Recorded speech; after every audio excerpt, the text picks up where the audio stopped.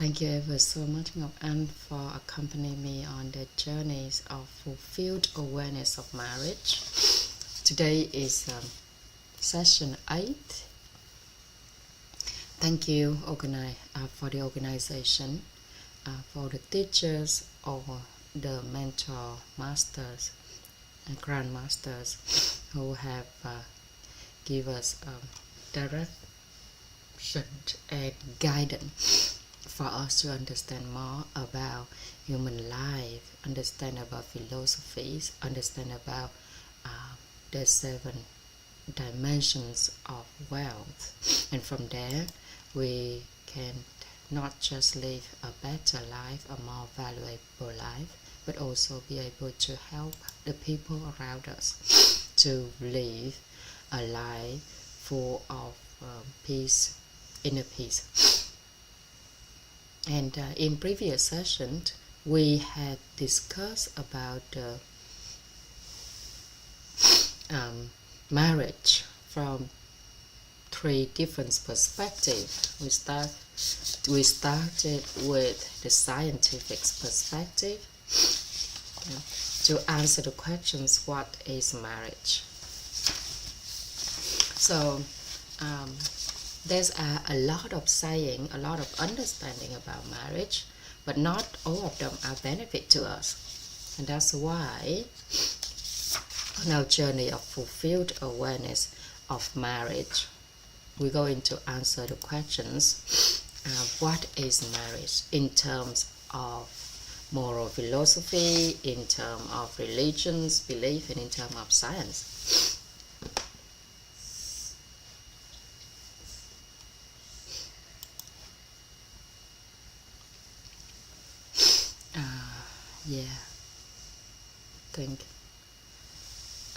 So to answer your questions in Vietnamese,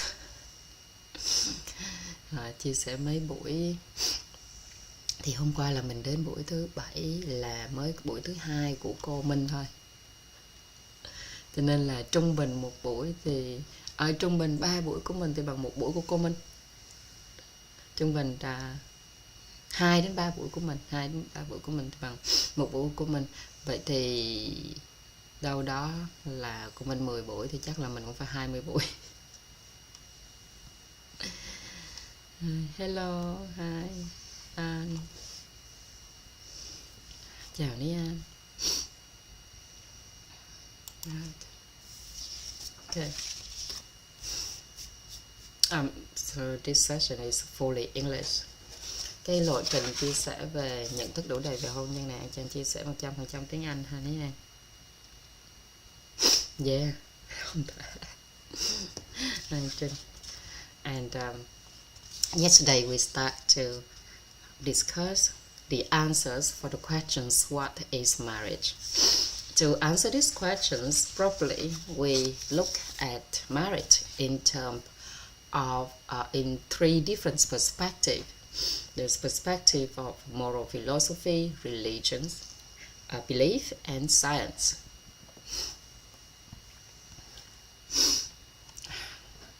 Tưởng Trinh đi học rồi, đi offline rồi, còn chui vô nữa. Tranh thủ cô.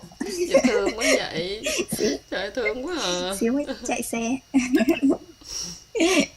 Nghĩ là phải đi rồi, cái mình Chắc có kịp thủng nghe. thẳng. Mình có thủng thẳng để mình vô Zoom, tại nghĩ là không có ai nha. Cái là nãy cho cái cô vô chưa. Trời dễ thương quá. Okay. Right. So yesterday when we discussed about marriage in terms of scientific perspective, we conclude that a marriage must have official marriage registration.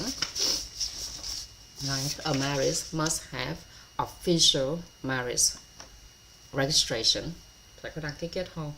In order to receive legal protection, để được pháp luật bảo hộ, and to confirm the true identity of the person we are marrying. Rồi từ đó xác nhận được cái thân phận của người mà mình kết hôn nữa. Okay, so verbal promises alone cannot guarantee anything. Còn nói mồm thôi thì chẳng có bảo đảm được cái gì hết. Right. So in scientific perspective, we have definitions for marriage, and in different perspective we have a different definitions for marriage as well. So a legally married couple, according to scientific perspective, means that two people who have married and whose marriage is recognized by the law. Therefore, marriage is a relationship recognized by society and the law. It is a relationship recognized by society and the law, that defining the rights and obligations between the parties, and at the same time it serves as framework that legitimizes sexual life, the responsibility of raising children, the social status of those children. Okay, so according to scientific perspective, marriage is a relationship that confirm our social status according to the law and have legal recognition. In terms of religions as perspective, okay, actually let's talk about the moral philosophies perspective first. So in the past, our country Vietnam mainly approach marriage from the perspective of moral principle, moral philosophy, because in the past there wasn't any law, wasn't any regulation that let me transfer host to wasn't any proper law and regulation that bind people together. Okay, so so far, before the government established in Vietnam, people approach marriage from the perspective of moral philosophy. And from this perspective, marriage is defined as follow. So marriage is the voluntary bonding between husband and wife to build and share life together. Its stability is grounded in social moral philosophy, social moral principles. Okay. Định nghĩa của theo góc nhìn đạo lý về hôn nhân là sự tự nguyện gắn kết giữa vợ chồng để cùng xây dựng đời sống chung, tính bền chặt dựa trên đạo lý xã hội. Hôn nhân là sự tự nguyện gắn kết giữa vợ chồng để cùng xây dựng đời sống chung, tính bền chặt dựa trên đạo lý xã hội. Thì nó không có liên quan gì đến luật lệ gì như là bên góc khoa học hết. Right. So marriage is the voluntary bonding between husband and wife to build and share a shared life together. Its stability is grounded in social moral principles. Okay. So is the voluntary tự nguyện gắn kết. Okay. Voluntary bonding.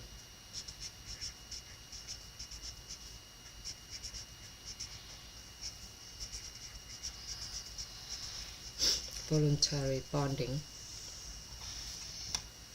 between husband and wife, okay, to build a shared life together.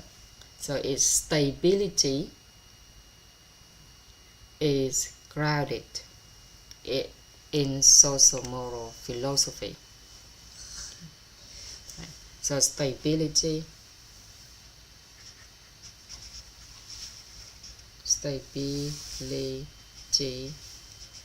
based on is grounded in social philosophies. Is grounded in social moral principles.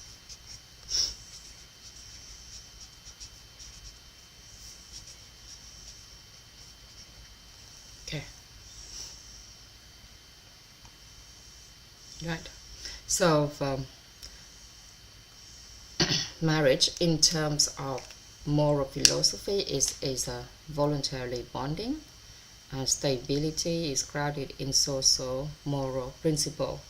According to scientific perspective, it is a relationship, okay, with that recognized by the law, give people the social status and legal recognitions.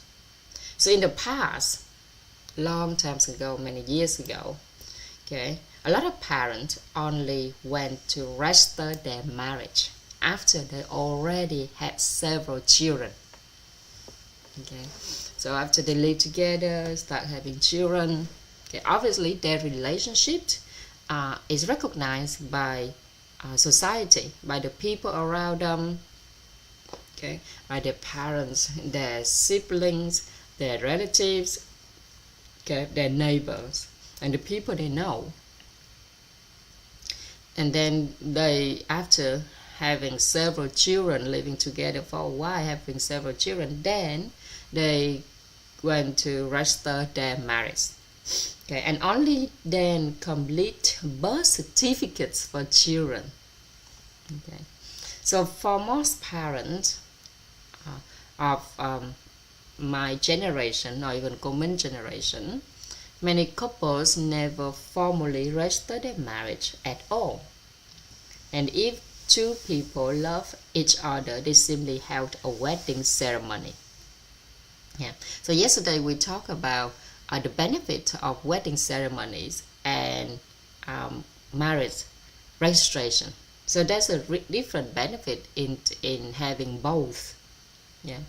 And a wealthy family organize a larger ceremonies. So while less wealthy family have simpler one. Okay. In India, a wealthy family wedding ceremony, they tend to invite between 100, 200, 300 people. So the wealthier you are, the more people you invite. And the wedding feast is going on for like a whole week. So that is Indian culture. In Vietnam, it's less exaggerate. Okay, during the period of the 1975 to 1986, I wasn't even born. I think most of you wasn't even born. So between 1975 to 1986, wedding was often reduced to a simple public declaration ceremony. Okay, because it is the war time, and people still trying to build the countries and their family. So that's why wedding often reduced to a simple public declaration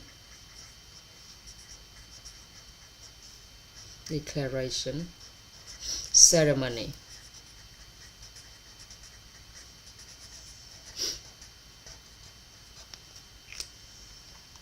So they just need a public declaration ceremony and that's done.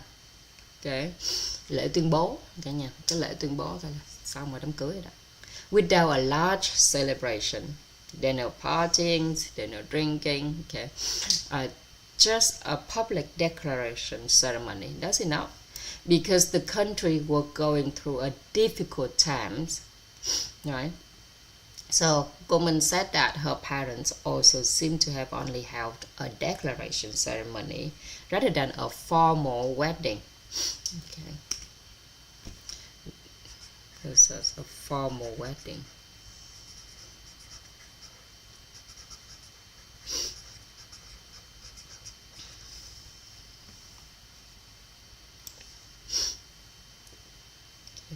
formal wedding là một đám cưới hoàn chỉnh đó ha, đám cưới kiểu trịnh trọng á, thay vì là chỉ làm cái lễ tuyên bố thôi.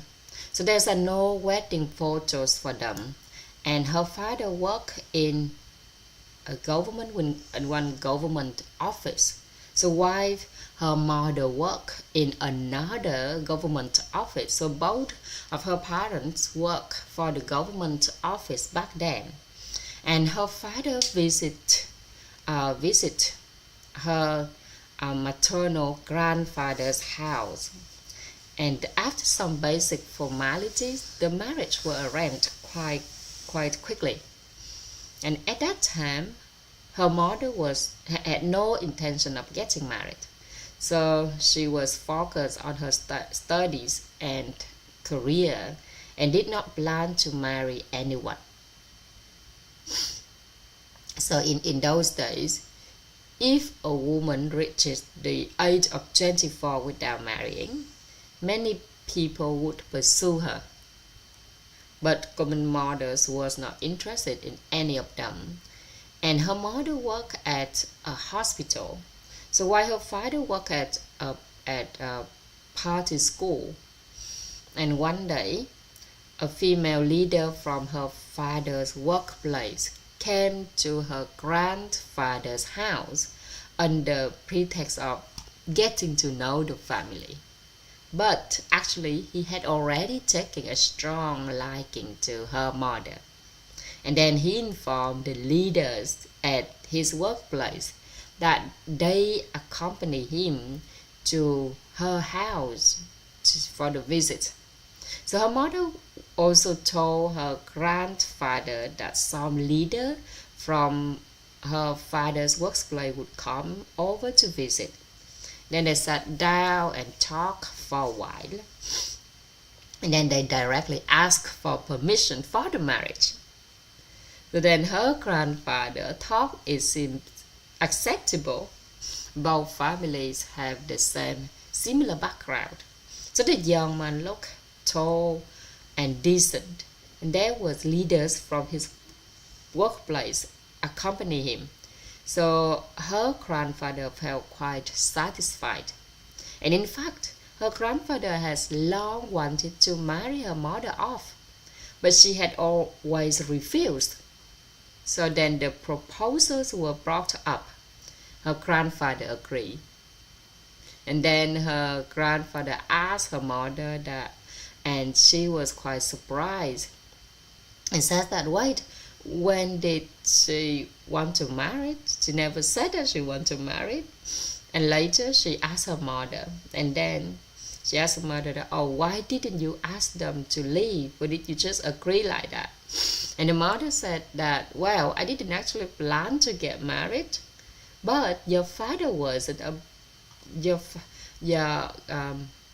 father think that he wasn't a bad person, and besides, the leaders at his workplace has already helped to arrange everything.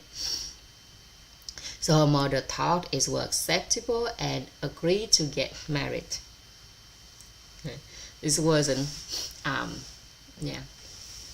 it's kind of arranged marriage rather than two people fall in love, right? So they have lived together until now, and today both of them have been together for over 60 years, 50 years old. They are both over 70 years old and have 3 children in total. So that is what we call voluntary bonding. Right? Voluntary bonding. With my parents, story is different. They actually held an official wedding ceremony and have a very grand wedding, because back then my grandparents worked in a government, work for a French government office, because he worked for the French or American, I think American government office. Yes, American government office. That's why our families is a little bit well off back then, even though my grandparents has 9 children, but they all seem to be well off. And by the time my parents got married, they wasn't a rich family or anything, but they do have a bit of money to organize an official wedding. So they have a wedding ceremony. And now I still see the photo of my parents' weddings in the past, which called very beautiful.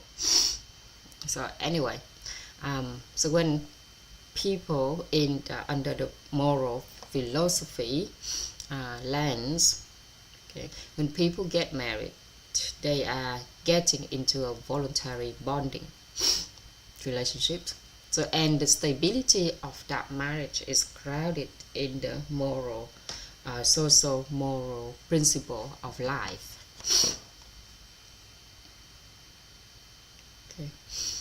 So once people become husband and wife, they simply live in harmony and work together to raise children for a very long time. And that's why in the past, people, they really committed to each other without the binding of the law and legal status. And that's why sometimes they are more committed to each other, because they don't get binded anything but by themselves. By themselves, they voluntary bonding. But nowadays, some people may committed to each other at first, but then they eventually losing that voluntary bonding when they start living together for a while. So it's a difference, a society back then and now, right? Cô Minh said that her mother could not read or write. She wasn't literate, and her maternal grandparents was farmers, and her paternal grandparents were also farmers. Okay, so in order to differentiate between different grandparents, okay, we have the word maternal grandparents and paternal grandparents. Để mà phân biệt giữa bên nội và bên ngoại á, thì mình sẽ có cái từ là maternal grandparents. Tại vì ông bà ngoại hay ông bà nội thì cũng trong tiếng Anh thì cũng dùng từ grandparents hết thôi. Nhưng mà để làm sao phân biệt được bên ông bà ngoại với lại là ông bà nội á, thì mình dùng từ maternal grandparents.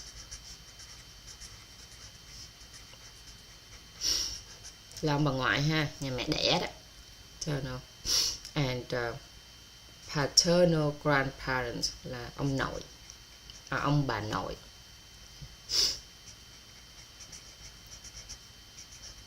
Paternal grandparents.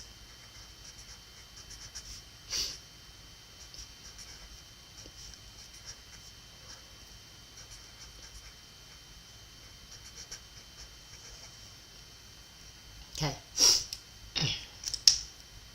Maternal and paternal, like mother, father, mama, papa. Ok, để phân biệt được hai bên nội bên ngoại ha. Okay, so common maternal grandparents and paternal grandparents both was farmers. And her mothers were completely illiterate. An illiterate person is someone who doesn't know how to read and write. Okay.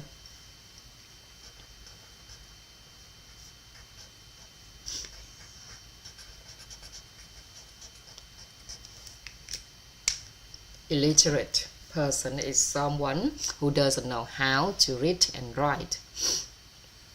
Không biết chữ. Right. So after the revolutions, she asked to attend literacy class. After the revolution, sau giải phóng. It's a lot of vocabulary. So after the revolution, she asked to attend literacy classes. She joined the People Literacy Program. Okay. Literacy, lớp học chữ á. Lớp học chữ, lớp học bình dân, gọi là bình dân học vụ. People's Literacy Program, and where she learned how to sign her name and write her own name, and that was about it. Okay. Mặc dù đi học mà chỉ học viết tên mình thôi là xong. And later she wanted to learn a profession. Then she said that she wanted to learn how to help deliver babies. Okay. So in the countries, people call that jobs, okay, a midwife. In Vietnamese, it's called bà mụ. Bà mụ. Bà mụ. Cái nghề bà mụ ngày xưa thì gọi là midwife, đỡ đẻ. Okay. So a midwife is someone who help to deliver babies. Yeah. And then she helped to assist women in childbirth. So midwife, who is a person who assists women in childbirth, okay, or help to deliver the baby. And she wanted to learn that profession because she felt that helping bring new life into the world was something very joyful. And at that time, she was not married yet and had no children, but she still wanted to study that job. And her grandfather said that, cô Minh grandfather said that, well, if you want to learn it, then go ahead and study. So after finishing her training, her mother worked as hospital as a midwife. And her father was also originally a farmer. Later, he went to school and joined the revolutionary movement. Okay. He joined the revolutionary movement, là cách mạng. Revolutionary.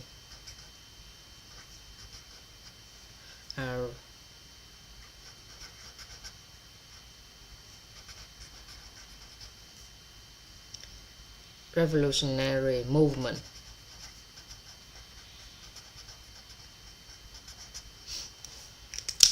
Làm cách mạng đi cải cách đất nước, revolutionary movement. But around 1991 to 1992, when the Eastern Europe and the Soviet Union collapsed, her father left his job. And at that time, he said that he would focus on making a living to support his 3 children's education, because his salary was very small, very little. Sometimes he even had to ask her mother for money, because her mother worked as a midwife, which more stable job and better pay than her father. Okay. So her father was a farmer, right? So both her parents eventually returned to farming, and her family continued to make a living from agriculture. And in the early 1980s, her mother decided to retire before her father did. So her reason was quite simple, that she said that while she was working, she was very much appreciated by her leaders. However, when it came to promotion, she felt that she should step back because she could not read or write. Okay, so her mother got promotion at work. Được đề bạt cái thăng cấp á ha.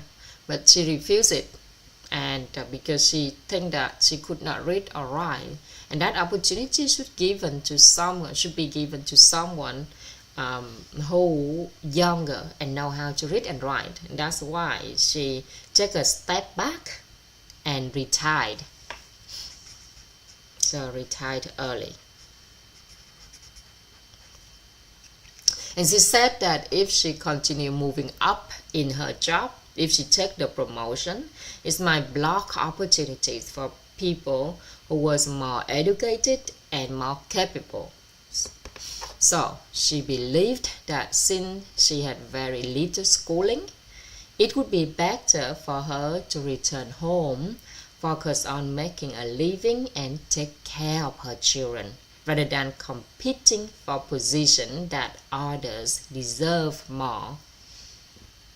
Okay, and cô Minh said that it actually took quite a long time before her registration were approved.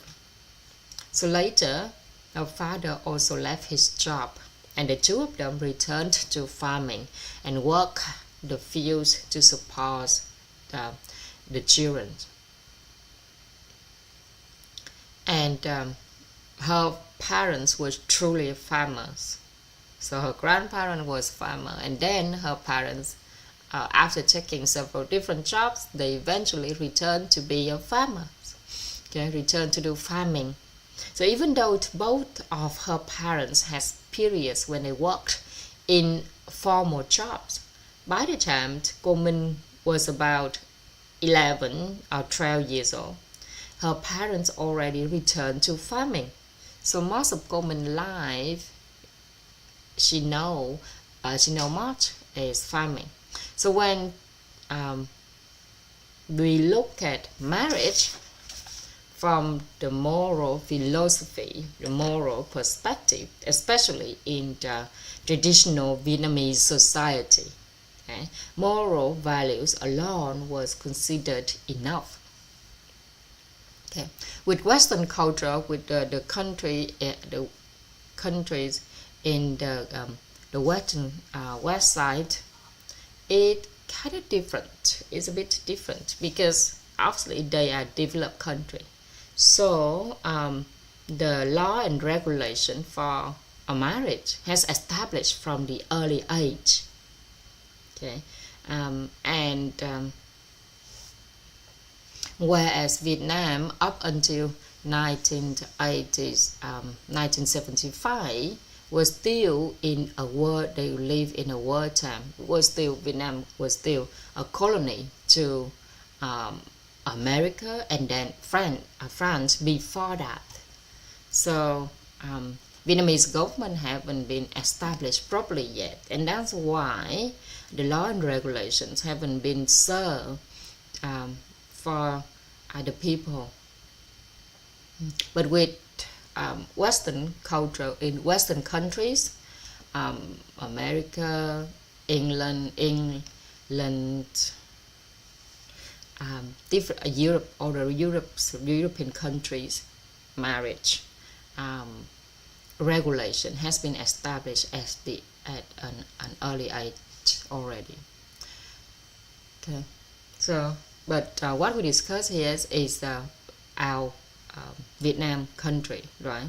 The Vietnamese, and there is a Vietnamese expressions, okay, relate to a marriage. Nghĩa vợ tình chồng. It describes the deep devotion between husband and wife. Okay, so in the past, social moral principles guided marriage life, and if a husband and wife live together harmoniously and treat each other well, that was already considered a good marriage. So there was no real need for legal involvement.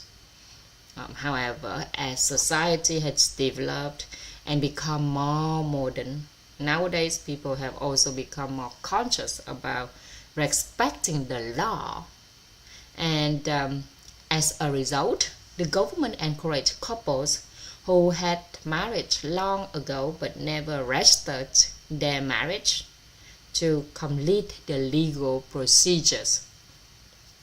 So her parents also registered their marriage during that period when the government encouraged everyone to do so. Okay, so from the traditional moral perspective in Vietnam, moral values alone were enough to sustain a good marriage. And in fact, many couples in the past did not even meet before the wedding day. Okay, we heard a lot of this in the Eastern culture, right? Rather than the Western culture. So culture-wise, marriage was also different, a little bit different. But obviously, when two people fall in love, there's nothing to stop them apart from their own family. So in Vietnam, many couples in the past did not even meet before a wedding day. So we call them arranged marriage, right? So those marriage has been arranged by the parents, by the grandparents, by the ancestors long time ago. So the families arranged the match through a matchmaker. Matchmaker.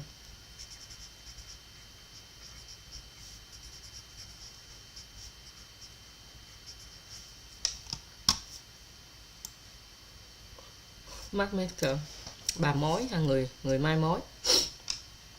Người mai mối. So there will be a match be arranged by the matchmaker or their parents. And so matchmakers was a jobs that quite popular in the past, but nowadays we use app mostly. Right? Cái nghề mai mối ngày xưa là một trong những nghề cũng khá là phổ biến, nhưng mà bây giờ thì chuyển qua app hết rồi ha. Thì không còn cái nghề này, nó không còn thịnh hành trong xã hội nữa. Hay là có người làm mai mối nhưng mà nó không được gọi là cái nghề, còn ngày xưa đó là hẳn một cái nghề luôn á. Rồi, so the family would consider each other's background, education and family values. And if everything seemed compatible, the marriage would be arranged. Okay, and that's two family introduced by the matchmakers, and each family will pay money to that matchmaker. So marriage be arranged in the past, and sometimes the first time the bride and groom actually meet each other was at their own wedding ceremony. Yet they still built family together, often raising about 8 to 10 children, and they stayed together for their entire lives. What does it mean? It shows that the moral perspective on marriage, okay, the moral perspective on marriage offered a very profound foundation for Vietnamese society in the past. And marriage was sustained not by legal system, but by moral commitment. Okay. So the Vietnamese phrase nghĩa vợ tình chồng represents a standard of devotion. Okay. Standard of devotion.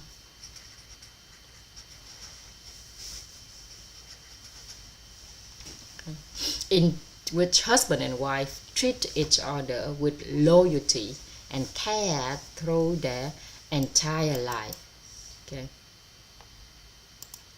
By their just their own commitment. Okay.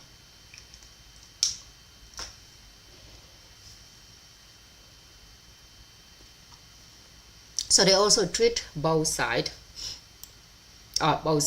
of the family very well as well. The parents of the husband and the parents of the wife with deep respect and responsibility. But today, however, our society had changed. Society had changed significantly. Society has become more complex. Many social issues have emerged, which is why legal protection has become necessary. In the past, even if someone did not attend school or receive formal education, it was not considered a problem. But today, nowadays, if a child is born without an official birth certificate, they cannot go to school.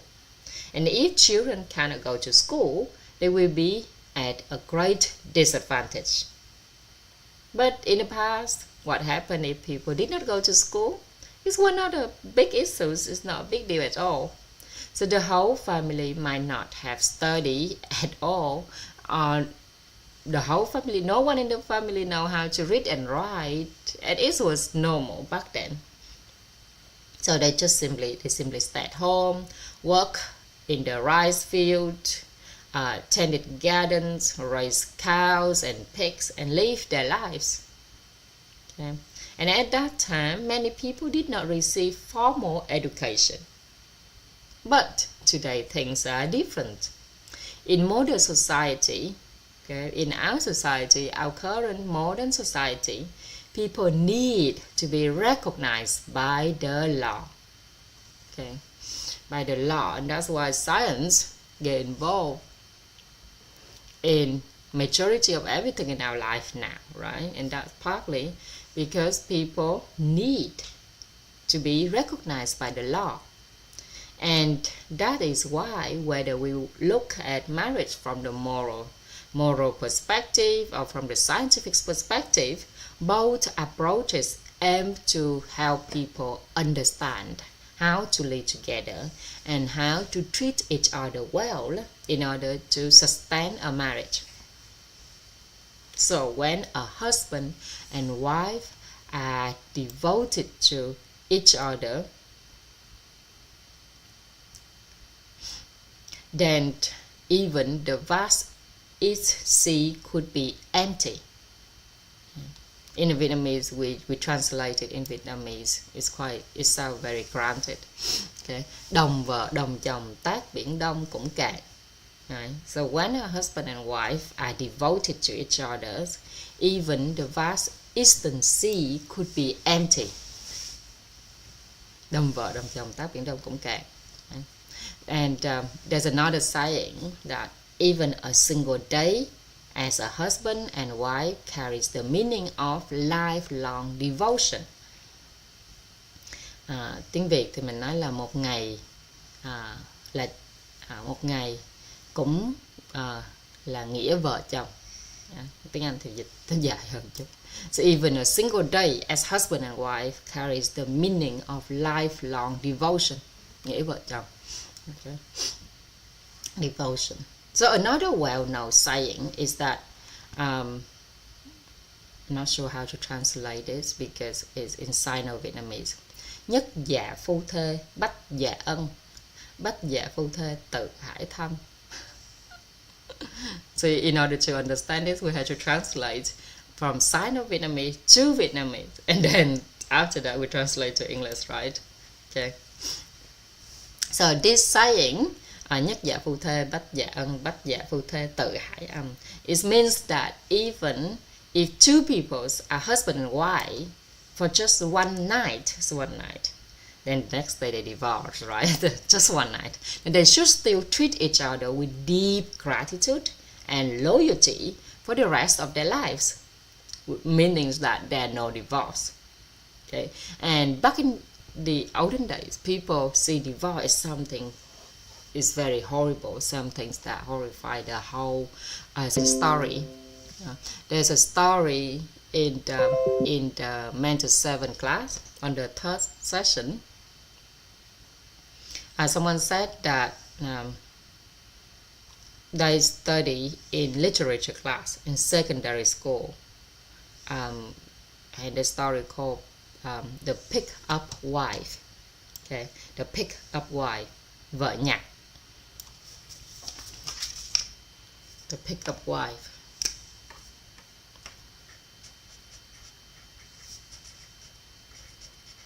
Pick up, nhặt lên phải không? The pick-up wife. Đây một cái câu chuyện trong sách giáo khoa ngày xưa. So the story, the pick-up wife. In that story, even a simple bowl of rice could become the beginning of a marriage. So after sharing a bowl of rice, the woman returned home with the man and becomes his wife, caring for him for the rest of her life. Okay.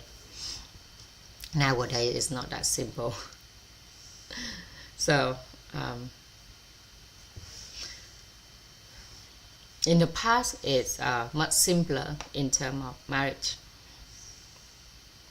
Back then, the woman in the family, some women extremely beautiful, are pursued by a lot of men, right? So the most beautiful woman in the regions would be pursued by a lot of men, and then their parents would arrange for which one is suitable for their daughters. With cô Minh, she said that her mother was the most beautiful girls in the whole region, and her mother's side of the family, everyone was very good looking as well, not just her mother. And that's why she often said that her look compare with her aunties. So her second aunt was very beautiful, and her grandparents were also her grandfathers were also handsome too.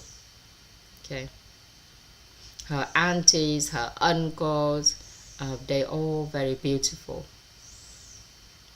But her maternal grandparents and her maternal grandparents were very good looking. And then they had daughter, her aunt, who was so extremely beautiful. Her grandparents gave birth to her mother, who was also beautiful. But when it came to cô Minh, when it came to her, she felt that she was not particularly beautiful compared to the rest of them. So the woman on her mother's side was the kind of people who could appear somewhere, and photographers would immediately ask to take their picture to print on calendars. So they were that beauty. Yeah, they were that beautiful. And her aunties was extraordinarily beautiful. Extraordinarily beautiful, like very, very, very beautiful. And because of that, they married very well. They married very wealthy husbands. Okay, so in her hometown in Cà Mau, there's a saying that if you don't study, you stay home and go fishing. So there's many saying in the past that people live by. And when cô Minh started teaching, she worked in Tân Lược, commute, and she commute between Bình Minh district to Vĩnh Long province, Bình Minh district of Vĩnh Long province. And in that place, there was large attended families.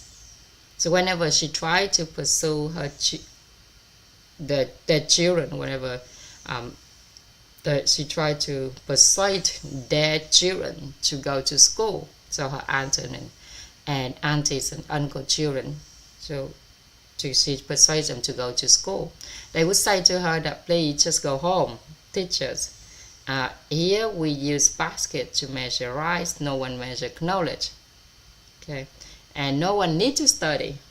So at that time, cô Minh spends most of her days persuading parents not to drop out of school, or not to let the children drop out of school. And if a student stopped attending her class, she would go directly to their home to ask why they were not studying.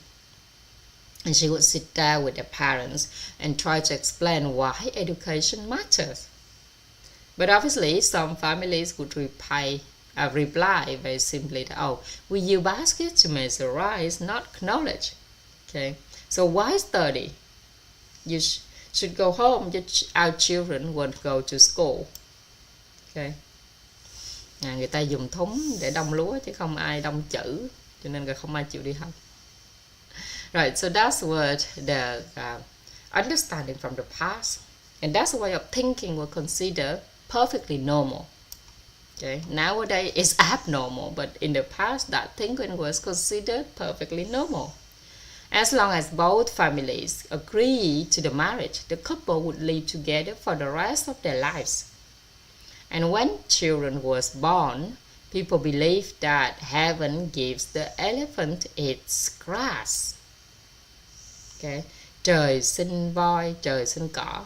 Heaven gives the elephant its grass. Okay, that is the thinking, the Vietnamese thinking, right? In Western culture, there are no such thinking. People already believe that they are controlling their own life. Okay, so culturalized differently. And so in other words, Vietnamese culture, life, when they say that heaven gives the elephant its grass, meaning that life would take care of itself. There was no need for education and no need for documents or records. So many parents did not even know the birth year of their own children because there wasn't any record. So they have 5, 7, 8, 9, 10 children. They tend to forget what years the children were born. So many parents did not even know the birth year of their own children because they didn't know how to write, okay, how to read, so they don't know which years they are in. And when you had so many children, you simply could not remember who were born in which year. No, it didn't matter back then. And as long as children grew up, that's what enough. Some parents remember, some did not remember at all. And her old uncle was like that as well. He had 12 children. So when people ask which child was born in which year, he would just simply say, how would I know what year they was born? Because he really didn't know what was that year. What's that year like? What year is this year? He doesn't even know. But her mother knew, and she would say that, oh, these older brothers were born in this year, so he's older than you. And that he was born later, so he's younger than you. Okay, so when we asked her how she knew, she explained, oh, I remember because when your aunt gave birth, I went to visit and helped take care of her. So that's why I remember the year. So, Kumin mother remembered the birth years because she remembered the year that she visited her aunties and took care of auntie after auntie gave birth. But many families did not remember anything at all, especially those who had 10 or more children. And in fact, the family with the most children that she personally knew was 16 children. 16 children. So born one after another without any spacings. So with so many children, it was impossible to remember who was born in which year.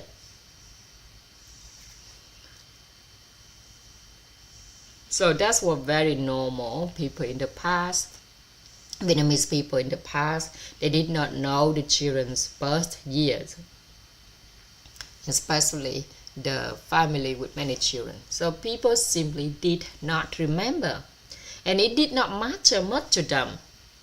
Okay, obviously nowadays if you don't remember, that's a big deal. So back then what matters was that the couple stayed together until old age and death. So as long as the children were still there, that was enough. Whether they knew the exact birth year or not, it did not seem important. So that was simply the way people understood life at that time in Vietnam. Okay. In Western, it must be a very, very long time ago, if that's the case. Maybe probably a couple of 100 years ago, even. Okay, right. So that's the marriage from the perspective of moral philosophy. Okay. In terms regarding religions and belief, we also learned about how marriage is viewed, okay, from this perspective. So religions and beliefs also place great importance on marriage. In Vietnam, the religions most familiar to people is Buddhism. Okay, Buddhism is more popular in Eastern culture, and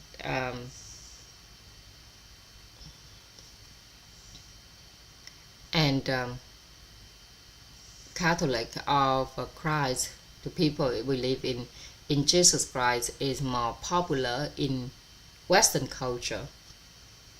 So, in Vietnam, the religions most familiar to everyone is Buddhism.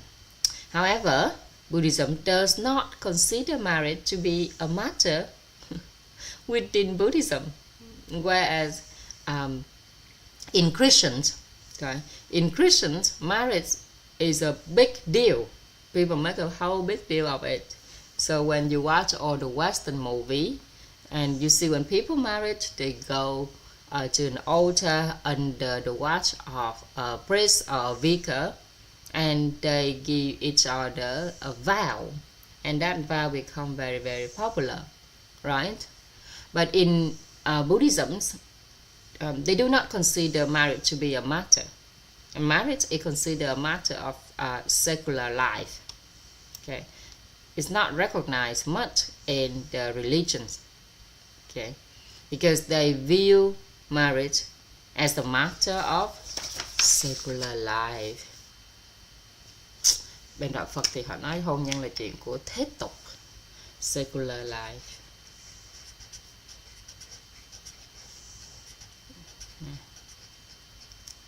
Chuyện của thế tục, đời sống trần gian, đời sống thế tục. Okay, secular life. So marriage is a matter of secular life, not something that belongs inside Buddhism. Okay. So Buddhism only teach people to live properly and decently, to live well and to live with kindness. Okay, being kind, including being filial to parents, and having loyalty and affection toward one's spouse. So Buddhism teaches people how to live well. How to live well. But Buddhism does not set any particular regulations about marriage, and that is the matter of secular life. Okay.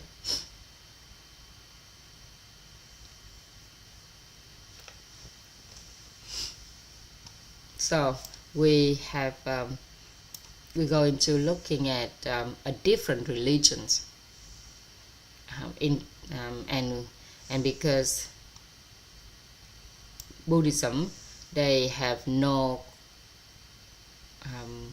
ground, no foundation marriage are based on. So we're going to look at marriage in terms of Christians, in terms of different religion. So we're looking at Christianity, and we will look at Hinduism, and then we were looking at what was it?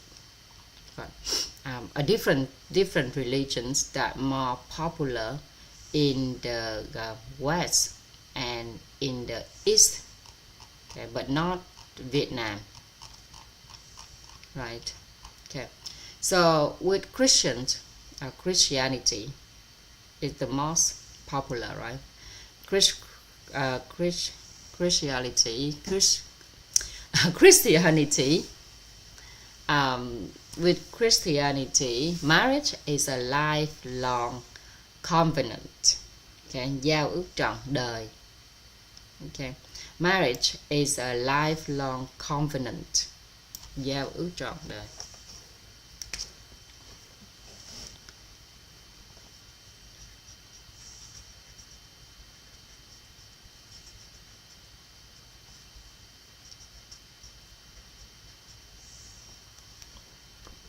Is a lifelong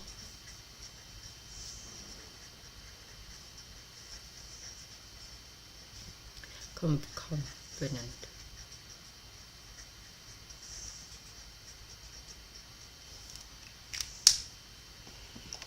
A lifelong covenant. So most people who learned about who study religions that have regulations regarding marriage, and Christianity in Christianity, marriage is viewed as a lifelong covenant, and usually Christians do not allow marriage outside their religions. Yeah, Christians do not allow marriage outside their religion. So when I married my husband, he wasn't a Christian. He is an Anglican. So I was Christian. Okay. I was Christian, and my husband is an Anglican. Okay. Anh Trang là Thiên Chúa giáo, còn chồng anh Trang là người Anh giáo hồi xưa. So when before we got married, he's got to study to become and convert to become Christians, and then we're allowed to get married. Okay. So Christians do not allow marriage outside their religions, and they marry people who belong to the same religions in order to keep their religions last for a long time. So those are basically first, the person leaves the religions, then marry whoever they want. Second, the spouse must enter religions first before the marriage can take place, and that's in my case. Okay. In my case, my husband entered Christian religions, more specific Catholic. Okay, so I'm Catholic. And because Christian, đạo Thiên Chúa giáo thì cả nhà thì có nhiều nhánh ha.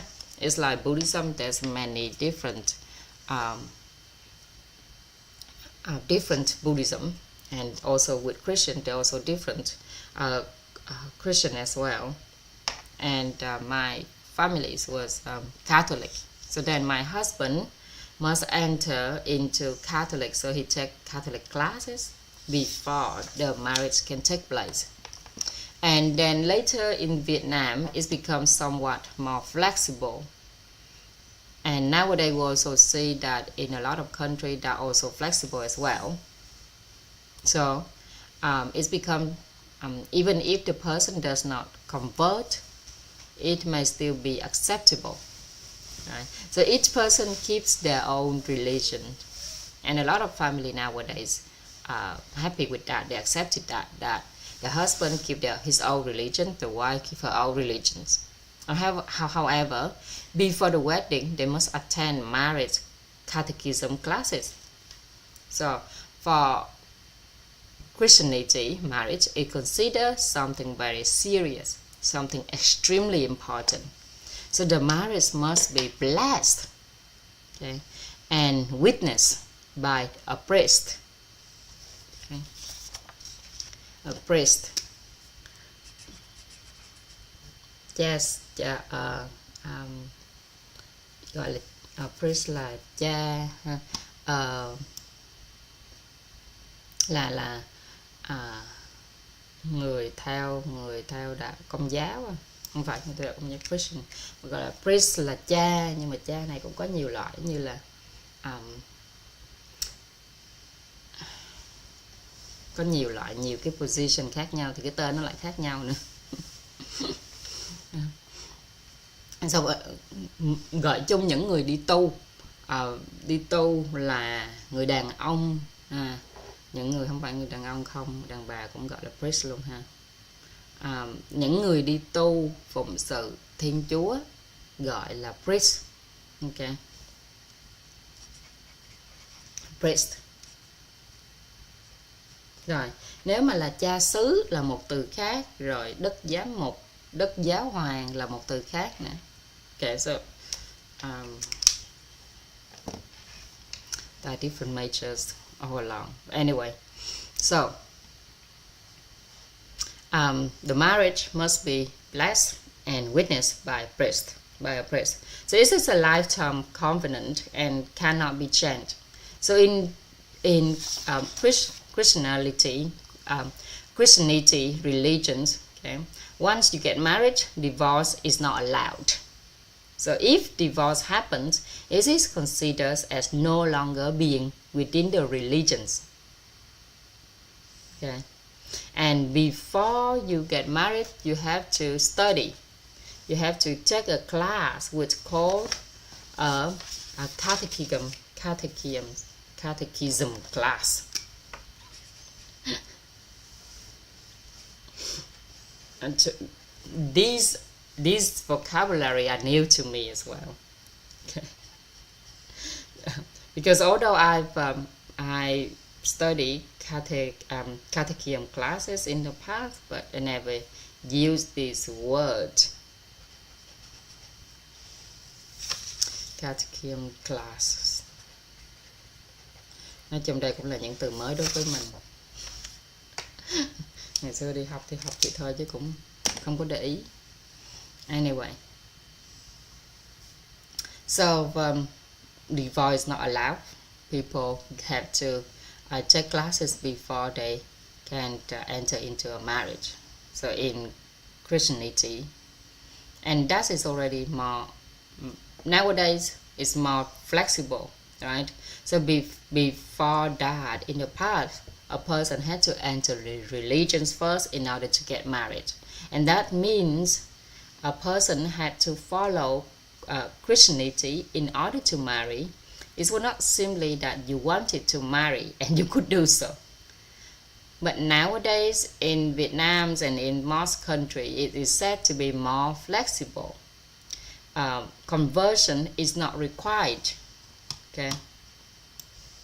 Conversion or convert nghĩa là vào đạo.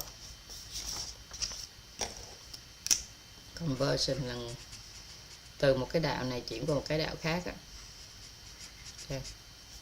Conversion is not required, but people must study catechism and be recognized as having completed it. And in the past, okay, common eldest aunt who lives in the south of Vietnam, we call the eldest sister là chị, right? Chị.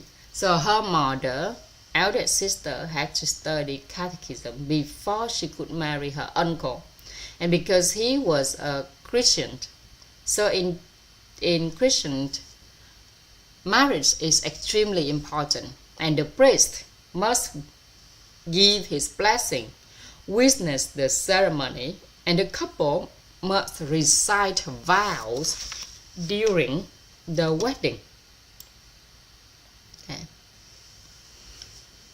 They have to recite vow, đọc lời thề khi kết hôn. They have to recite vow, lời thề.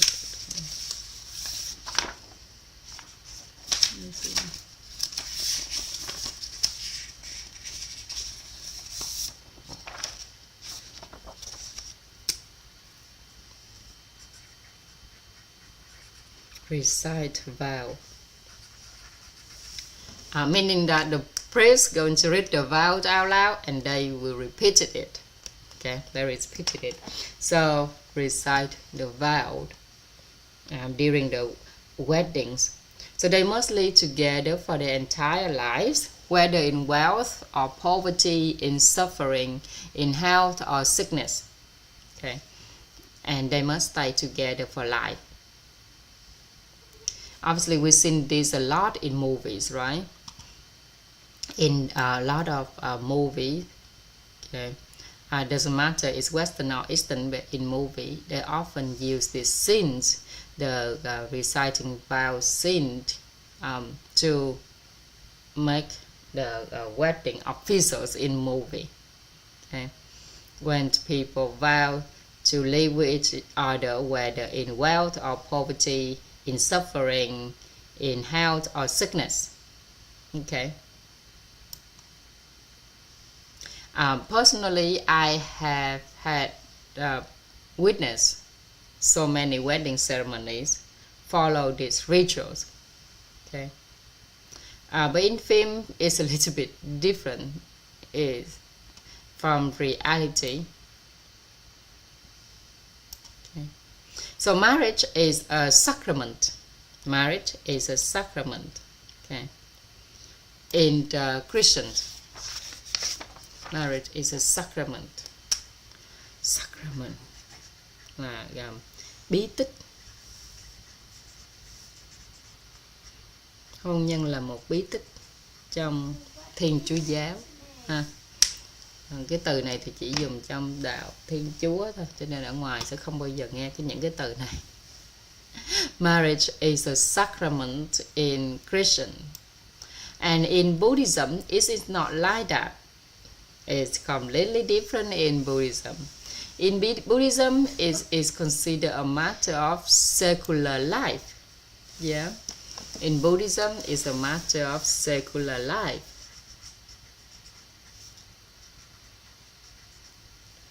It's not a sacrament at all. Công giáo thì coi hôn nhân là một bí tích, còn Phật giáo thì là chuyện của thế tục. But in Christianity, it is a sacrament within the religions. Okay. So you must finish the marriage catechism before the ceremony can be performed. Okay. So, for Christians, marriage is not only recognized by law, but is also a sacrament, and the marriage must be approved by the priest. And the ceremony must be witnessed in the church. So the wedding is held in the church. And recently, okay, in which community, okay, there was a wedding of Hannah parents, and it's called a golden wedding. Đám cưới vàng, a golden wedding. So it was the golden wedding anniversaries of Hannah parents, cô Hoàng Anh parents. So cô Hannah parents was are Christians, and her mother is very devout. And the couple has been married for 50 years. So 50 years married, called a golden marriage, right? And if they celebrate it, they have a ceremony. It's called a golden wedding. So there was many priests at the ceremony, and Common attend that wedding, attend that golden wedding of Kohana parents. And according to Kohana, normally there is only one priest presiding over the ceremony. Okay. Only people with special position or very important people would have many priests like that. And it's also because that Kohana uncle is also a priest, so their family can request so many priests attend their wedding. So because the family has long been devout and very close to the church, they have good relationship with many priests. Okay, devout.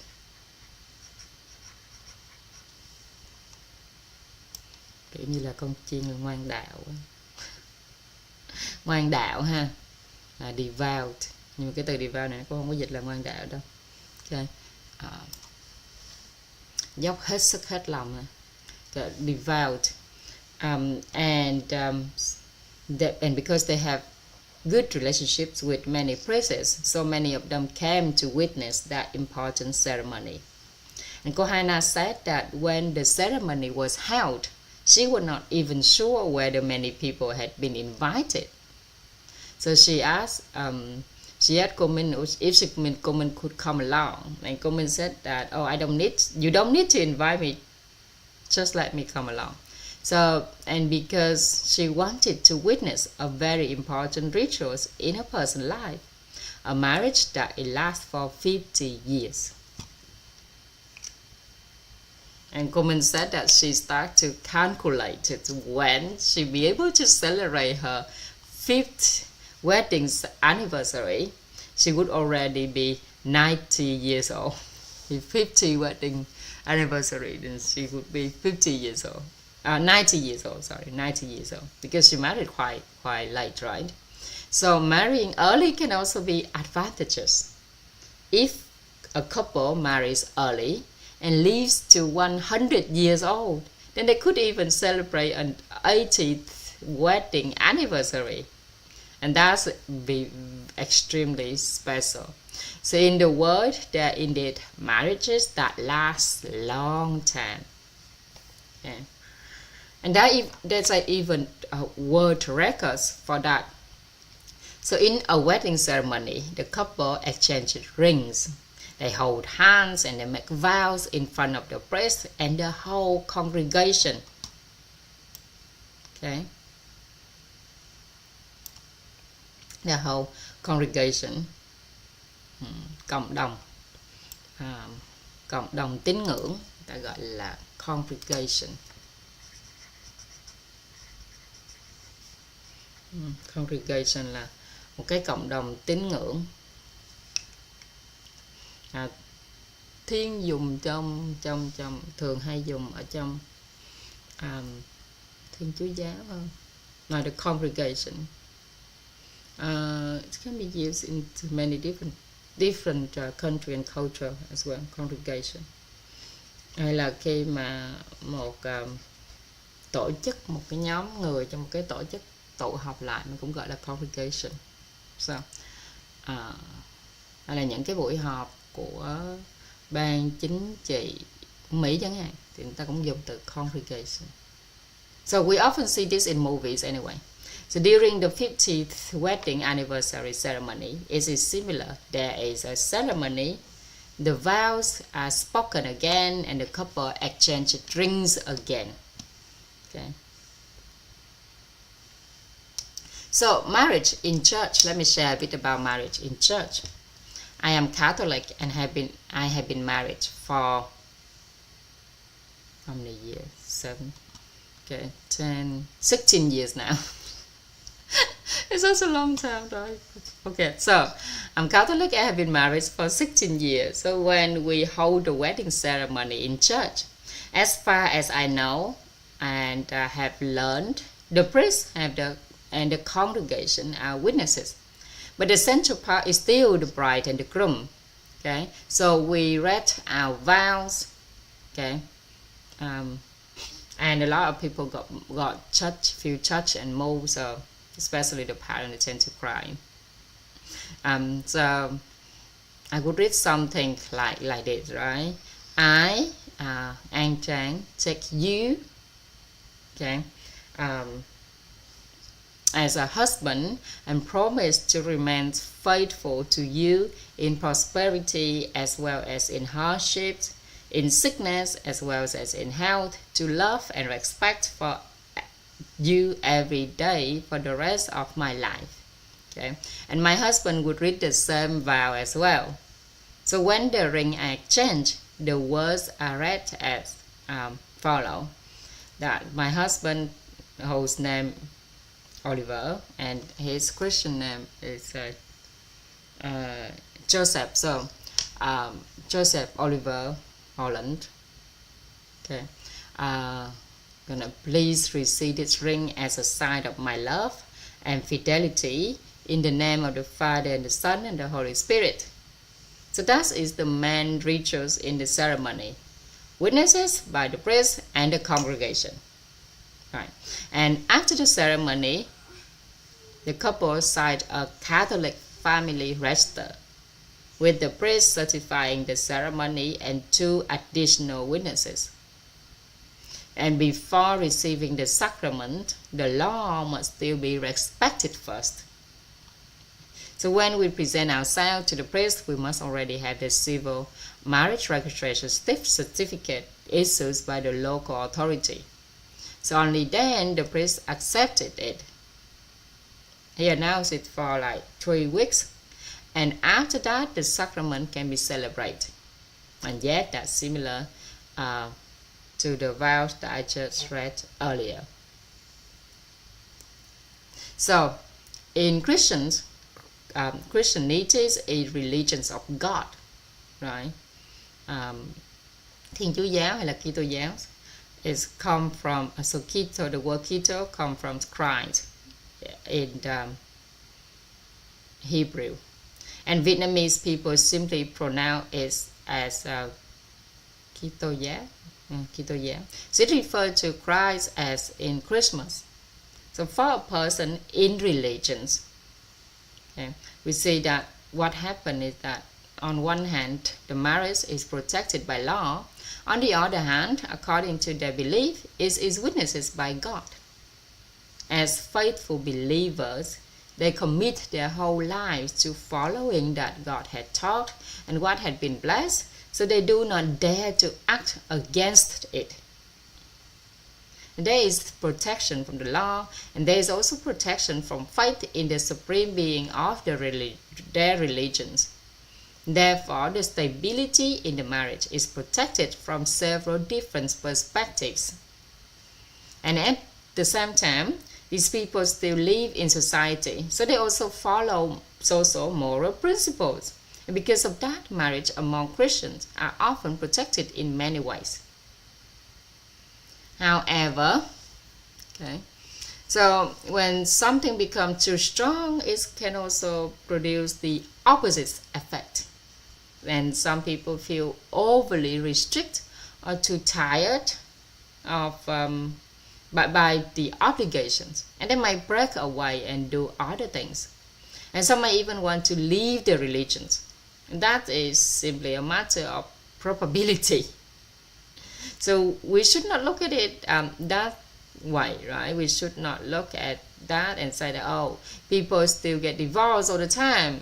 Of course, that's happened. That's happened all the time anyway. Doesn't matter there's a law, regulation or not. Life always had two sides, as I often said. Okay, the good side and the bad side, the dark and the light.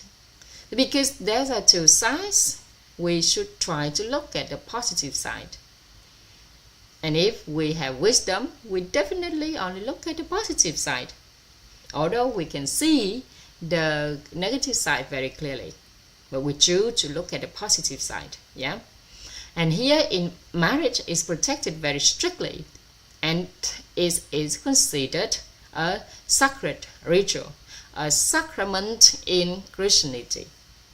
So when people reach the age of marriage, they already have a very clear image of how marriage should be, even from a young age.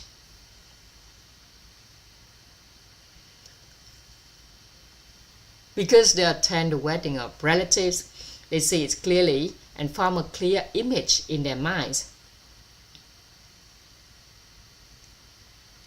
So,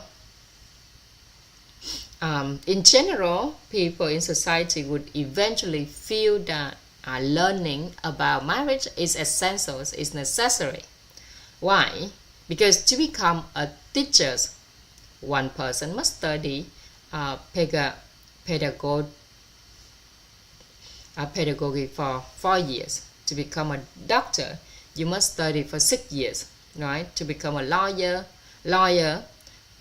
we must study for at least 5 years and also complete practical training. Yes, so for such important matter in life, marriage, people do not study anything. They just get married and deal with things as they come. So, gradually, people begin to realize that, oh, there should be some system and that awareness needs to be raised. At least when talking about it, people should try to maintain a balanced and positive inner state. So they should also have a clear model in mind and need some concept to take care of themselves, their family, and their own small family. So we are taking a great risk. Marriage is a serious matter in one's life and also in lives of one's children. And yet people simply get married and figure things out later without any study at all. And meanwhile, even to become a teacher, you teach others. To teach others, one must study for 4 years. Yeah, a student has to study at least 4 years to become a teacher to teach other people. So if we know, we learn, of course. But if we do not dare to demand or force anyone, okay. However, if we have a good will, we can help many people to learn about marriage so that we can receive and transform reality. So when there are real examples of beautiful marriages, okay, in our society that we see, or in which community that we witness, people share them so that more people can have a beautiful image of marriage. And we can also build a community of people who aim towards harmonious and happy marriages. That way, when people want to move toward happiness, they can find a place where the energies of harmony and happiness exist. And they can also see real examples. If certain concepts are needed, we can provide those concepts in order to support and help people.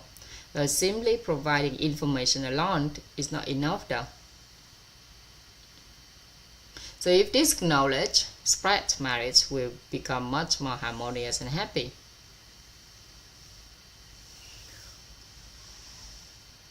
And thus will eventually, if our next generation are educated about marriage, their marriage could have changed significantly. So people would need to get married and have children first before becoming family educated. But right now, family education is being provided to those who are already married and who already have children. So that is what we are doing now in our community, our organization.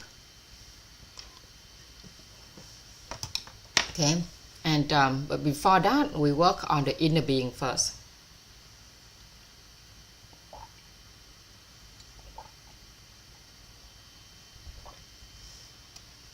Then after learning and knowing how to love oneself, then we can move on to learn about how to get married, and how to raise children.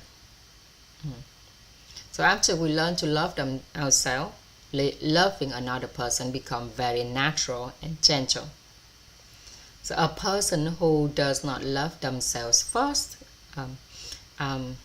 then they must first learn to love themselves before getting married. Okay, because if you do not even love yourself, it is very difficult to love another person at all.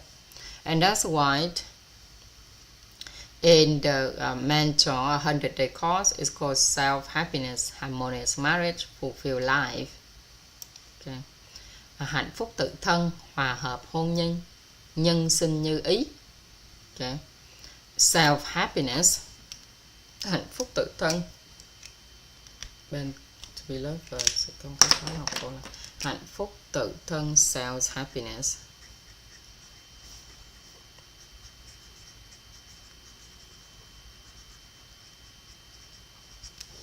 Harmonious marriage, hòa hợp hôn nhân, harmonious. Okay. Marriage.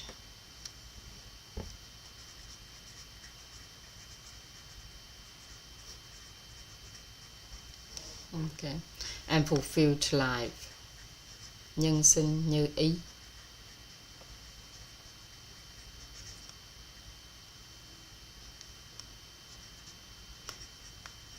Self-happiness, harmonious marriage, fulfilled life. That is the name of a course, 100-day course. Okay, so only then it is complete. So we start with self-happiness, loving ourselves first, right? Self-happiness means learning to be happy on your own first. And after that, it becomes joyful to share happiness with another person. Then together, the couple builds a harmonious marriage. Okay, a harmonious marriage. And when there is a harmonious marriage, relationships can expand outwards so that a person's life can become as him or her wishes, and rather than only the relationship between husband and wife. Okay, So we need to build a community. We must understand that there's many people who have this need, and when there are many people and they cannot all receive support, then mentors will help support them. So there is a mentor class. Earlier, okay. Right, so speaking about religions, okay, speaking about religions, let me share something with you. In the world, there is a very interesting country where all religions are accepted. Okay, there is a very interesting country that all religions are accepted. So, apart from India, we also have Japan. So in Japan, people live like this, that when they get married, they hold a wedding ceremony in a church, and when there is a funeral, it is held in a Buddhist temple. It's funny, right? So when people get married, the ceremony is in the church. When people died, the funeral is in the Buddhist temple, the temple.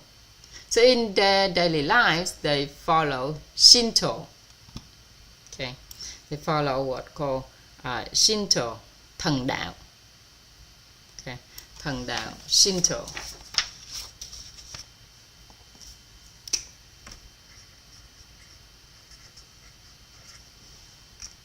They go to shrines to pray for things.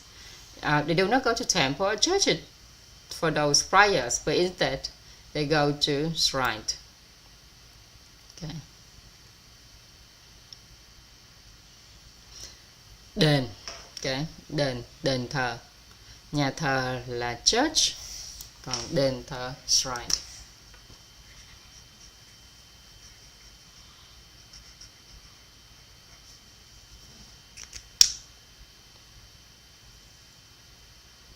So everywhere in Japan there are shrines, and similar in India. Everywhere in India there's a shrine. Within one family, the parents, the father can believe in different religions, the mother can believe in different religions, the children can believe in different religions. Okay, so if there is no shrine, but in Japan, people go to shrine to pray, and they still have, if there is no shrine, they still have a small place to worship. A tree, a river, a stream, a stone, a mountain. They worship many things. But when it's come to an important wedding ceremony, they hold it in a church. And when it is a funeral, it is held in a temple. And temples are not places where you simply go whenever you are free. You must first contact the monk beforehand. Explain what ceremony you want to perform there. And then they arrange a suitable time to receive you and conduct the ceremony. Right. So when Coleman said that when she went to Japan before, she visited temples several times. And the first time, the company called ahead to make an appointment for the visit. And they asked her what she was doing that day. They told her that since she came from Vietnam, that evening they would go to a temple. And at that time, she did not know where the temple was. So she asked them to arrange that evening. And when she arrived, she thought it was very strange. There was no one there because they had made an appointment. So they simply opened the door and let them walk around for a bit. And that's it. The place is usually used for performing certain ritual rather than seeing like how we visit temples. And that country is quite interesting.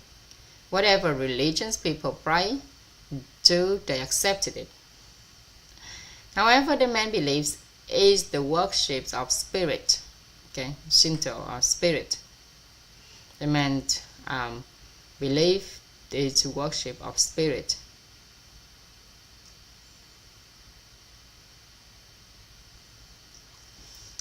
Okay, so and for a young person before entering marriage, that person should study the inner being class to have a comprehensive understanding of human being, human nature, understanding the inner being, right? And then they can study the class of comprehensive understanding of marriage. So if you remain in this environment, our children will naturally behave and learn all of this that we're sharing with each other. And whoever they date, they will invite that person to study as well. So if the children of mentor, masters have boyfriends or girlfriends, they automatically bring them to study inner development classes. No need to force them, because it's create. Okay, if you force them, it's create they're gonna go against it. But if you don't force them, it's create a common language. So it's become easier to talk with parents-in-law or their parents. So after mentor 7 graduate, okay, the next level will be called universal mentor. Universal. And this is what we're working on, right, girls? Universal mentor. Thì chúng ta đang làm giáo án cho cái bộ universal mentors. Universal. Okay, mentor. So universal mentor KR1, at that level, we can provide inner coaching consultant, health coaching consultant, physical training consultant, or any kind of consultant. But for now, our main role is inner being coaching and consulting specialist, right? So that is Christian.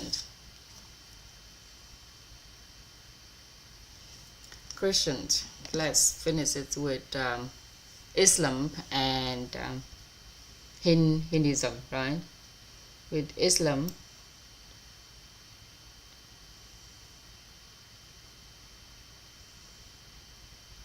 if we look, let's look at another religion and see how they view marriage. Yeah. So in Islam, marriage is considered a strong covenant as well.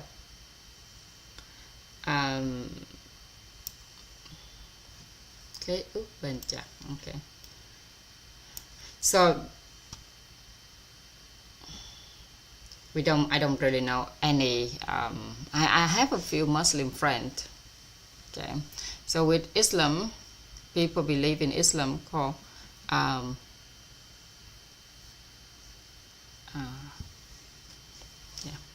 and so we have Islam and we have Muslim. Okay, mình có đạo hồi, còn người đạo hồi thì gọi là Muslim. Okay. Islam, còn Thiên Chúa giáo là Christianity, còn người đạo Thiên Chúa là Christian. Okay. Islam là đạo hồi, còn người đạo hồi thì mình gọi là Muslim. Cái tên nó khác. Muslim.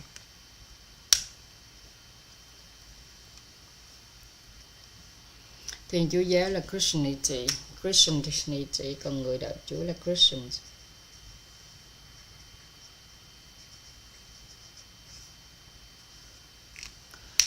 So we have Christianity, Christians, and Islam holds believe in Islam called Muslim.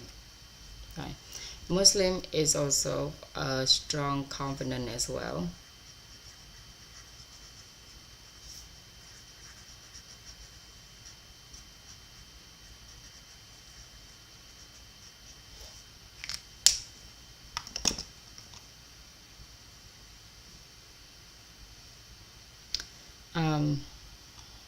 Muslim also have a different view, and those people who follow Islam, Muslim people, marriage is considered a lifelong strong covenant.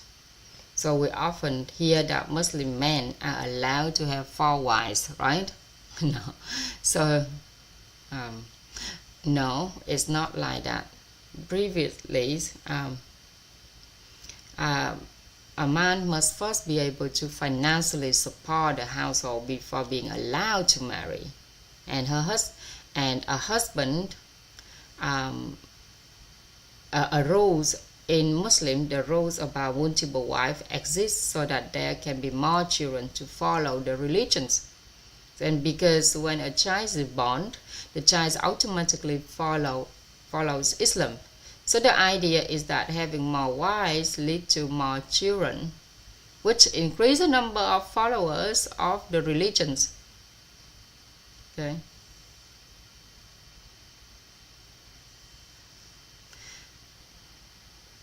Because a husband, if a husband is a devout believer, he will follow the religions because of family lineage. Okay, so most Muslims, they're very devout. Okay, and they don't normally let people step out of their religions.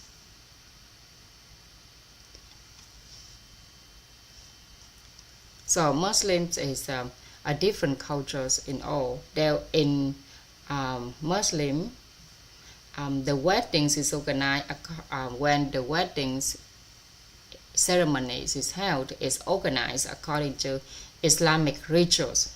So when the food had to be cooked by Muslim, the food must have the halal label, and it must be prepared by Muslims in order to be eaten.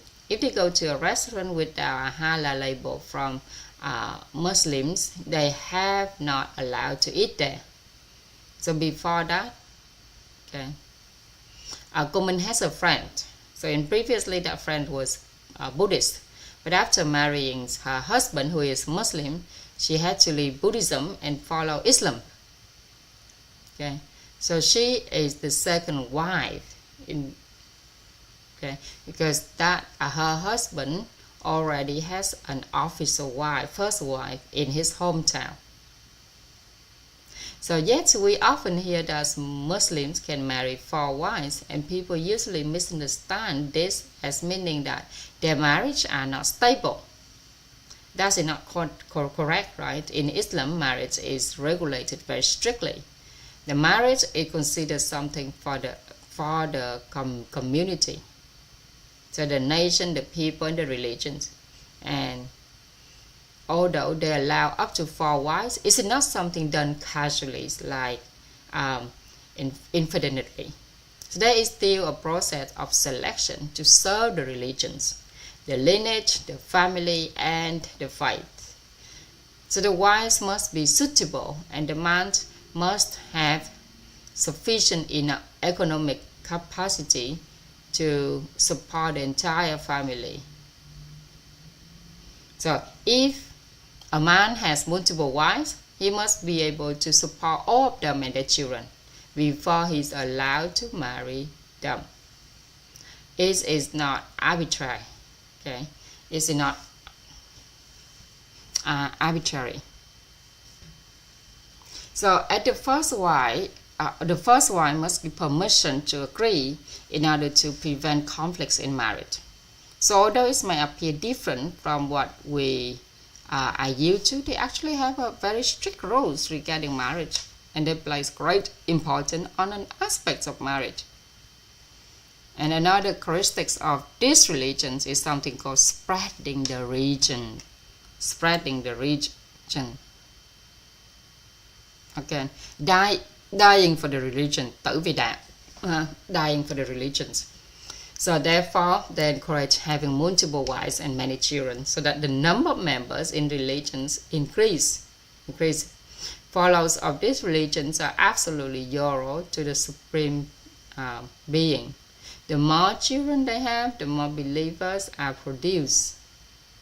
Okay, and that is why people in the world sometimes feel a bit fearful, but that's mainly due to misunderstanding. In reality, the religion also encourage people toward goodness. Okay, it's simply different from other parts of the world. So occasionally, people become afraid when they hear about it. And actually, this happens everywhere. There are always individuals who use the name of something or hide behind something. Okay. Similar in Christianity, some people use the name of God to do not good thing, and they hide behind the vow. Okay, so in Vietnam as well, there's a people who use religions as a cover to do various things. Okay, and that is regards Islam. So when we are not Muslim, we tend to think that, oh, it must be very restrictive there, right? But in reality, Islam has two branches. One branch follows traditional interpretations, which can be quite strict and allows having 4 wives. However, under Turkish law, since the time of Atatürk came to power, okay, Atatürk là một người lãnh đạo của Thổ Nhĩ Kỳ ha, came to power. He prohibited that and established a law that marriage must be monogamous. Okay, marriage must be monogamous. But in some remote areas, people still keep the old tradition and still take 4 wives. However, as mentioned earlier, the husband must guarantee sufficient financial support, so it must be rich basically. Okay, in order to have 4 wives, you must be very, very rich. Okay, so at the very least, he must have adequate economic capability before he allowed to take multiple wives. If he cannot meet those conditions, he may even be sued. Okay, be sued in the family of a friend. Okay. In Mentor 7, there's someone is Syrian who moved to Turkey. There's a friend, yeah. So a student have a friend who is Syrian who moved to Turkey, and they were very healthy. Okay, she had the opportunity to visit the area they live, and one of her students is a 16 years old girl who studied Turkish. So she liked listening to the mentor and wanted to invite her to her home. And when she got there, she was extremely surprised. Their house was incredibly luxurious. Okay. So if there's 4 wives, how do you address each other and how do you live together, right? So in the families, the properties is like a large estate. We divide up. Each one has their own residence within the estate. Okay, so you can imagine that is something can maintain. Imagine if someone can maintain something like that. Okay, and they must be extremely wealthy. So and another friend in Turkey said that Islam there is very modern. That means you do not necessarily see women covering their head. Okay, in some video document in some news, you see that the Islam women, they cover their head, their face, they only leave their eyes out, right? Okay, but that's not necessarily the case. You can even see shops selling bikinis, mini clothes, and so on everywhere. So this is very modern now, not as strict or intimidating as we might imagine anymore. Okay, and marriage also depends on state policy. For example, in Turkey, if an unmarried daughter loses her mother, she can receive her mother pension. And if this continues, the pension is not lost. Because of this, there are cases where people pretend to divorce in order to take advantage of this pension. So, in that sense, marriage is also a strong covenant. And in reality,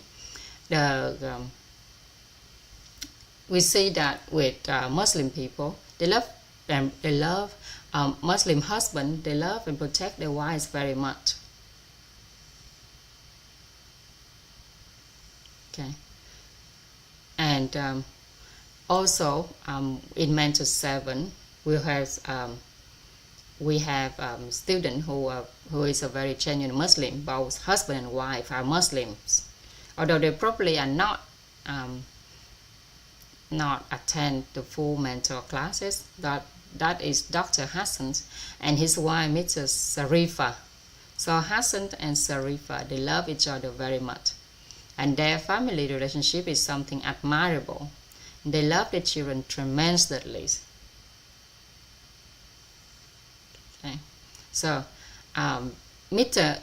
Hassan is the author of I think I'll try to finish this one today. So marriage is a sacrifice for very sacred for the religions in Muslim, okay, and also in Christians as well. Another religions we have is Hinduism. Okay, Hinduism.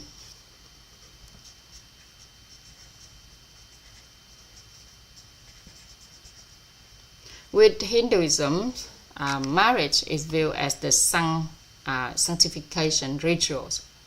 Ở trong đạo Hindu thì nó là một cái nghi lễ thánh hóa. Okay. The sanctification ritual.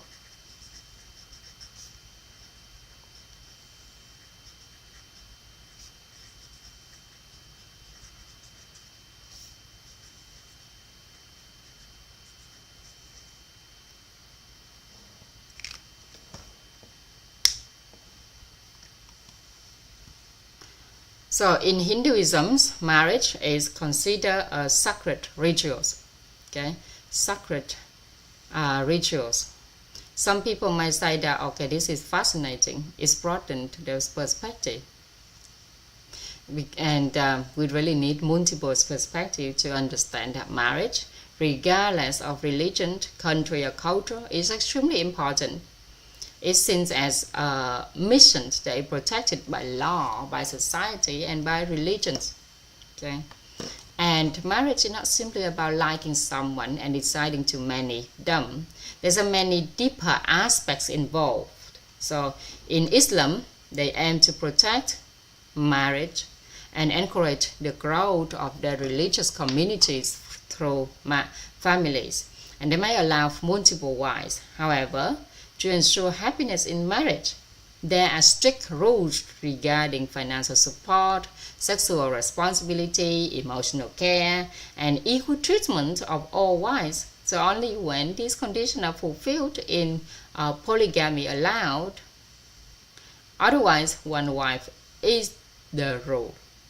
So the point here is not to judge with religions the what, but to understand how important marriage is, and to recognize that marriage from the perspective of science, moral philosophy, and even religion.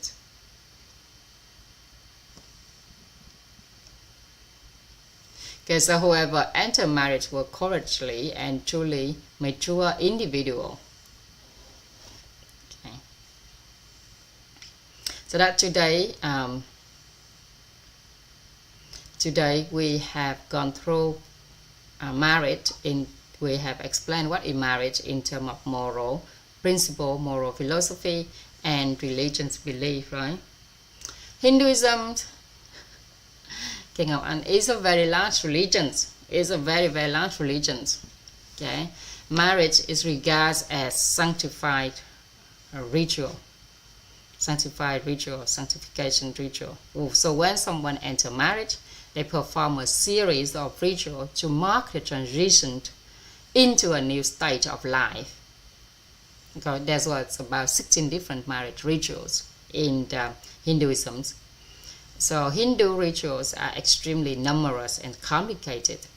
It is impossible to remember them all, but essentially the purpose is to perform a sacred ritual so that the couple entering marriage receive blessings from the divine. And the duration of the ceremonies depend on each family. So that is in India, right? Hinduism is more people in India follow Hinduism. Okay. The celebration in Hinduism lasts days and nights, sometimes go for about 1 week, 2 weeks. Everyone who come to the wedding is invited to come to eat. There are no strict counting of days of night. They can stay there and eat day and night. And people can eat as much as they want and stay as many days as they like. Some celebration lasts 7 days and 7 nights, while others last even longer.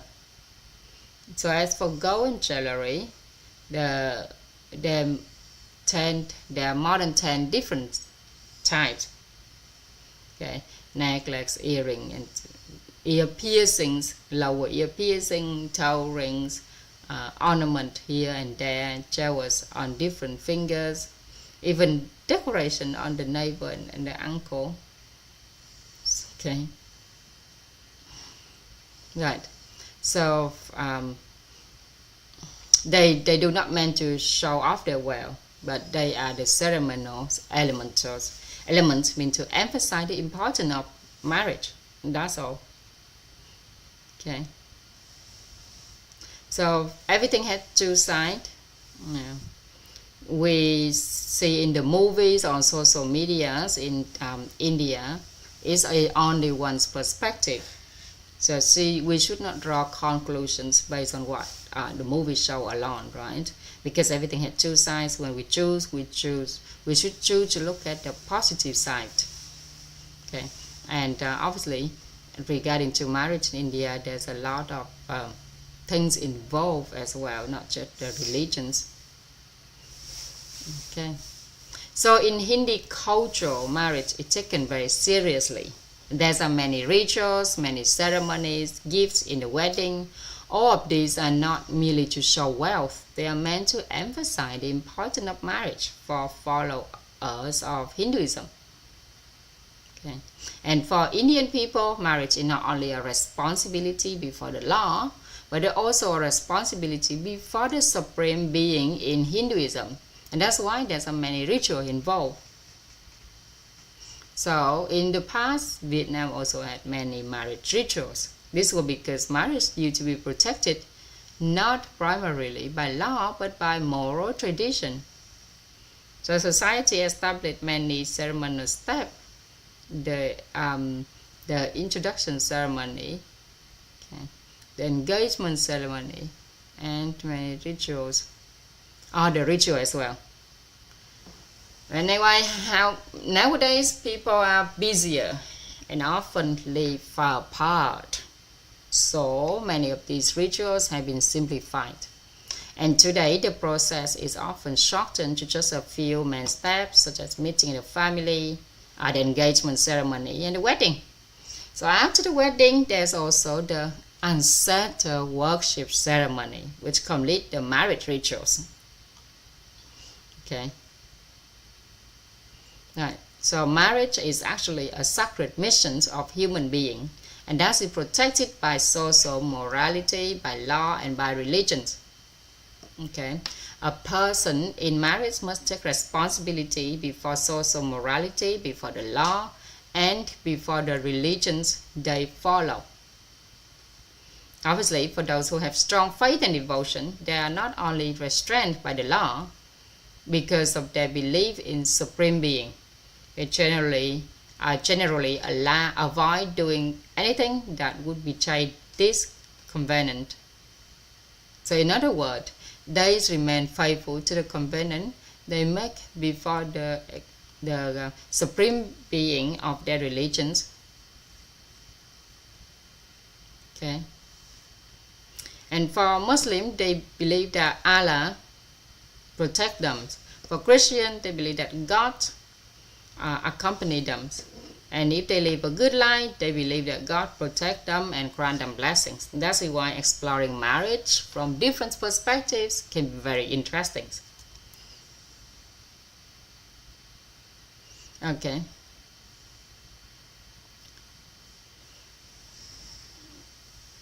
So that is all that we share today.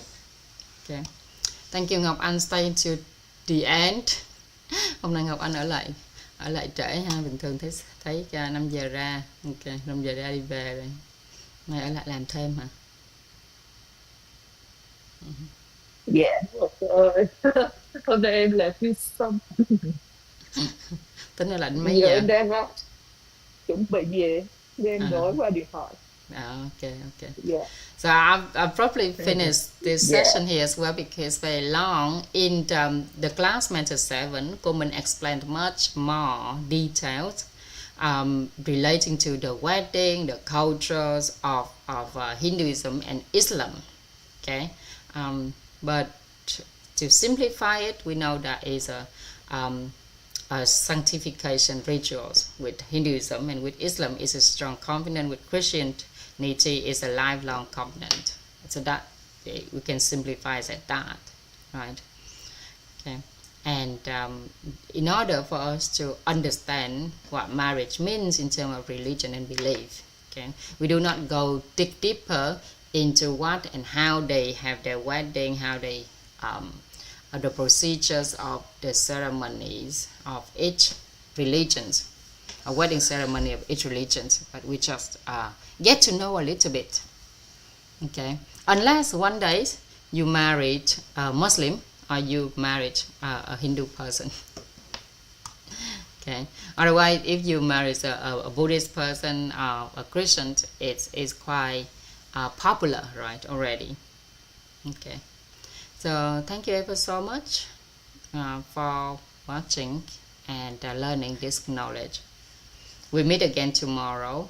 Okay, from tomorrow we go into the details of the course. Okay, so for the last few sessions we clarified the title of the course, the topics, but from tomorrow on we will go to the details. Okay, thì mấy ngày qua là mình chỉ trả lời, mình chỉ làm rõ cái tựa đề của cái chương trình là nhận thức đủ đầy về hôn nhân thôi.